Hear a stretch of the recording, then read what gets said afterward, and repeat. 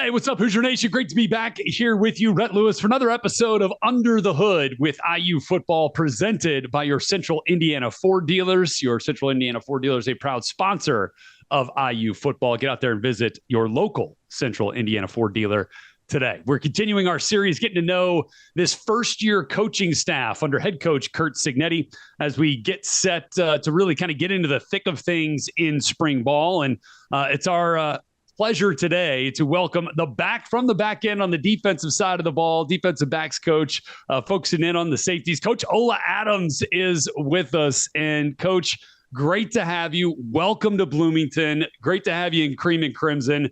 What are your early impressions of this group, this staff that's been put together, and kind of the momentum that you guys have tried to seize on heading into spring ball? Yeah, biggest thing is I'll start with the staff first. Yeah. Been really impressed with the staff. I actually used to play against Coach Cignetti when I was the defensive coordinator at Villanova. So I know that the battles that we had back then is kind of part of the reason that I'm here. With the players have been awesome. Really enjoying just getting to know the guys. You know, the hardest part, about being a new staff is that the first thing you do is you go on the road right when you get here. So I think I got here maybe December 4th, and a week later we're on the road.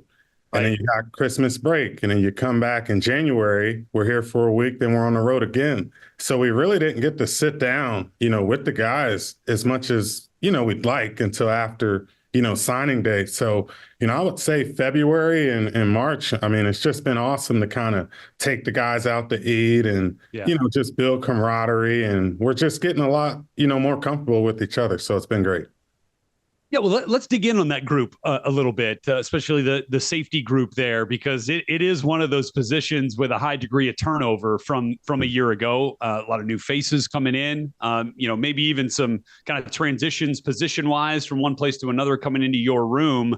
What have you learned about this group in terms of personnel that you have in your room?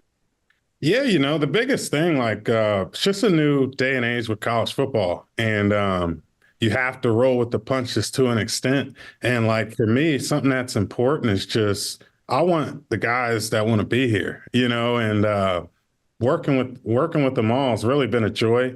The guys have been locked in every meeting, really, giving me insight on kind of what has occurred here in the past, things they'd like to see change. I've imparted my philosophy on those guys, let them know my expectations, and just letting them know, we're going to get the job done, no matter who's in there. And there's just no excuses. We're going to expect to win no matter who we put in the game. So, all the guys understand that this is a fresh opportunity for everybody. Turnover is always a challenge, but it's always an opportunity as well. So for me, I just kind of look at it, from that perspective. We do have, guys that have experience and that have played some ball. For example, like Nick Toomer, he's switching positions from corner to safety, but Nick Toomer played safety before, when he was at Stanford. So, he has that background. And when it comes to recruiting, that's really the kind of guys that I'm looking for, guys that could cover and could play safety. So he really fits what I'm looking for. Guys that were here, Josh Sanguinetti's been great. Really, really smart guy. The more time, a lot of football. Yeah, a lot of football. The more time I spend around him, the more I could see how savvy he is and how he's been able to carve himself out a role.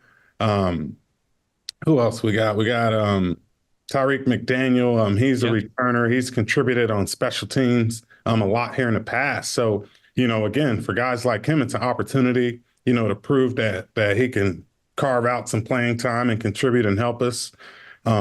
Bryson Bonds has been great, really smart guy, played a ton, a few years ago. And then this past year didn't play a lot on defense. So, I think it's kind of tricky, when you look real deep, you can see that there are guys with experience that have played here that are here. And then we brought two transfers in, Sean Asbury from ODU.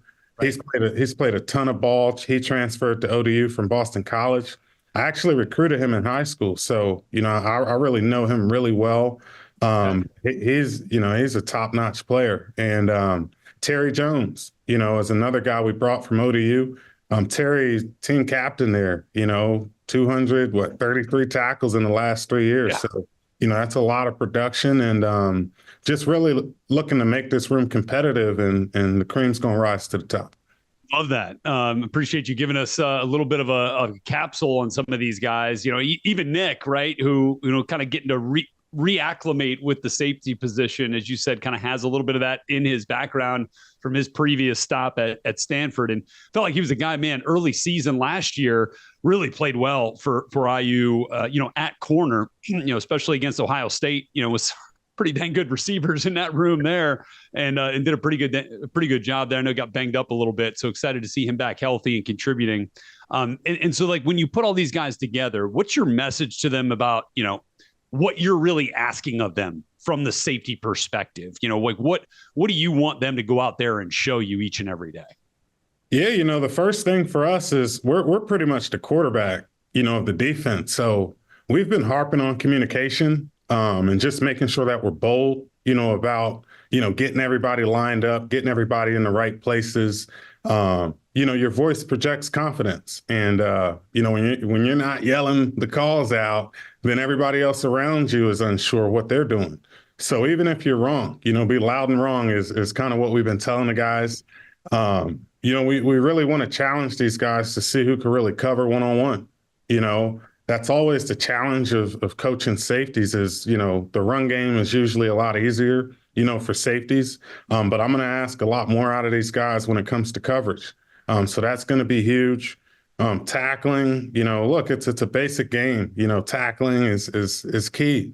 And if you really look back at a lot of the games that we lost, and you start looking at some of the key plays, that happen in those games, a lot of them are because of fundamentals and missed tackles. So, just cleaning up our fundamentals and tackling is going to be huge this spring. And just the most basic, getting off blocks. Like, the game isn't rocket science. I know it's changed over the years, but, it still comes down, to getting off blocks and making plays. It still comes down to taking the ball away. I want to see who can make plays.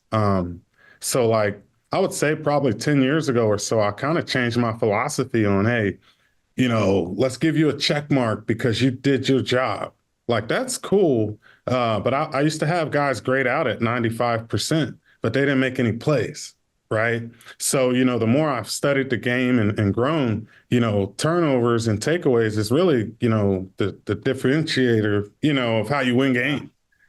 So we need to not just be out there as a body, just doing the right thing. We need to do the right thing and make plays. So, that's going to be a challenge for the group. So we'll be grading them on their production every single day. Love that. The playmaking production too. It's like we need a separate column in the stat sheet, right? Like how many, not just tackles, and how many plays did you make? Yeah, that's awesome that you just said that, because that's exactly the formula. So I did start using it 2011. No, 2012. Okay.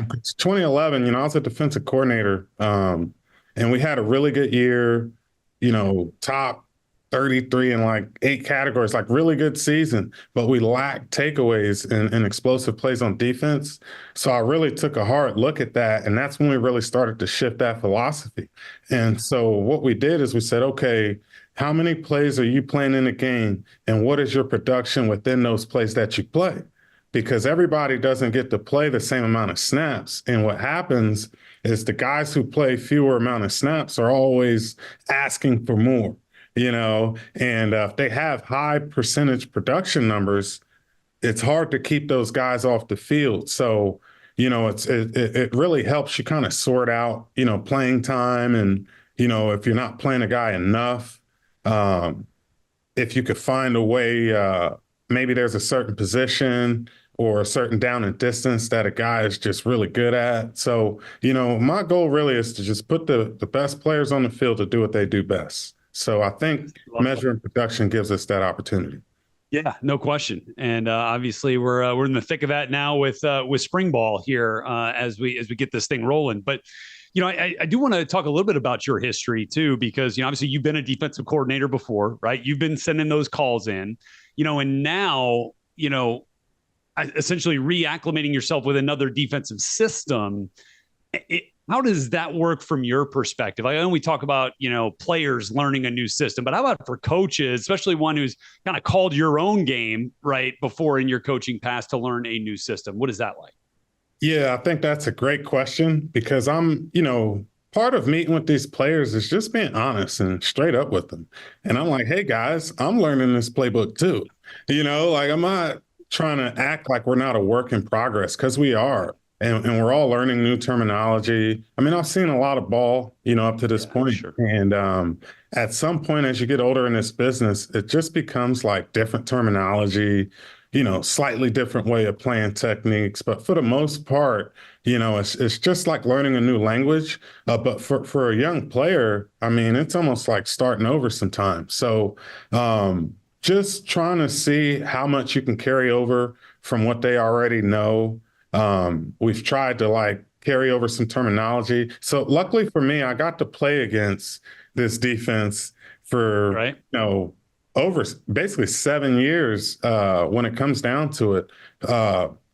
Half with versus Coach Signetti, but I also played against a defensive coordinator who this defense kind of came from. So I've seen this defense probably over 7 years now, and I have an idea, even before I came here, what they did.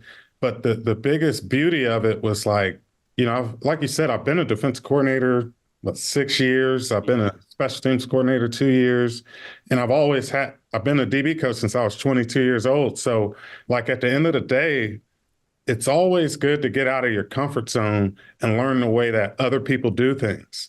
That's the only way to grow. So that was the biggest challenge. Like I was at Villanova in 2021 and we actually beat James Madison. And, that's why Coach Signetti hired me. I know he's not going to be happy to see that, but. Well, you know what? But I think what's great that you're talking about growth, because that was one of the big things that I took away from Coach Sig when he got on campus. I think someone asked him a question about his age, and he was like, it's all for me. It's all about growing, right, and taking that next step. And I'm too young to stop growing, right? Which that's what it's all about. It is. You're never too old, to stop growing. And for me, like, leaving being a defensive coordinator, we finished number one in the country regular season in 21 at Villanova, right over JMU. And I ended up going to Temple University for like a month. And then I got hired by the Denver Broncos. All right. So I was there for a year as assistant DB coach. Then I got hired at Penn State, last year. You got me? So I basically had to learn 3 systems. So you've been around. 4th system in the last 2 years. So, yes, it's very challenging, but I kind of enjoy it because I just love the game and love learning new things. Well, look, and I want to get you out of here on this, but I want to use a little bit of that background that you got from the 2023 season at Penn State, getting acclimated to the Big Ten. Now, obviously, the Big Ten is going to look a little bit different this year as we add the 4 West Coast schools, UCLA, USC, Oregon, and Washington. But I also want to ask you a little bit on the flip side, as you guys were preparing for IU, how much did what can you tell us about your impressions of, let's say, a guy like Donovan McColly, right? Big time playmaking wide receiver who you guys were looking at on the flip side at Penn State last year. Yeah, so part of my job at Penn State was to do advanced scouting and, to kind of get ahead and let all the coaches know. And I kind of work closely with our defensive coordinator to just let them know, hey, here are the threats. Here are some extra things that certain people may do. And just digging through McCully's background, obviously, I found out he was a quarterback. So we were so ready for that double pass. For that double pass because we knew it would take something extraordinary, to beat us. And he actually broke free for a long touchdown really early in the game. So I'm just sitting there like, oh, man, because, watching him throughout the season, you could kind of just see him getting better kind of every game. And I feel like that Penn State game is when he broke through because I followed him after that game, and I think he might have had a touchdown in 4 games consecutive after. So I've been impressed with that kid. We're very happy that he decided to stay. I had a lot of respect, for what he was able to do on the field. I mean, we had a really good secondary at Penn State. We didn't give up a 36-yard pass before that game. And he broke one really early in the game. So it really rattled our guys. And I remember talking to the guys after the game. And I'll just say this about Indiana and why I was excited to come here. I knew that this was a good place to come. They played harder than we did that day. We beat them, but they played harder than we did. And with the defense that we had at Penn State, I mean, we finished number one in the regular season there.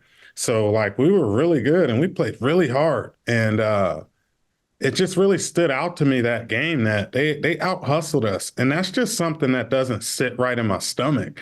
You know, that's one thing that I always want to do is work harder than the guy that I'm going against. So, again, McColly, you know, great talent. You know, the offensive line was the first group to move us off the football.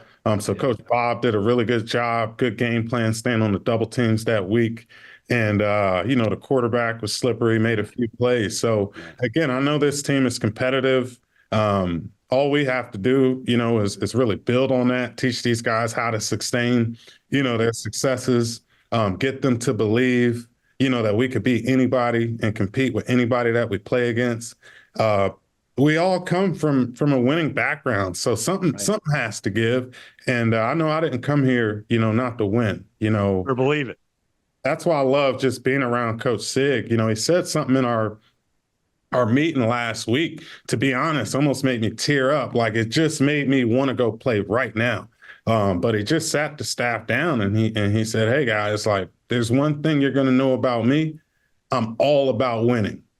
And he kind of sat back and I'm just sitting there like, ooh, it just struck a chord in me because I just winning just brings so much joy, whether it's to the staff, whether it's to the team, whether it's to Bloomington, whether it's to the whole Indiana fan base. Winning makes everybody happy, makes everybody's life better. It makes everybody successful. So we're really trying to preach that with the guys, and I think we're going to get that done. Can't wait to see these wins start piling up, right? Win every day in spring ball, and then we get through the summer, win every day in fall camp, and start to see those wins piling up at the Rock Memorial Stadium come fall. Yes, Ola, great to get a chance to know you a little bit. Thanks so much for spending some time with us, man. Really appreciate it. All right. Thanks a lot, man. I appreciate you taking the time out to talk to me today. You got it. That another episode Under the Hood with IU Football presented by your Central Indiana Ford dealers. I'm Rhett Lewis. We'll be back with you next week.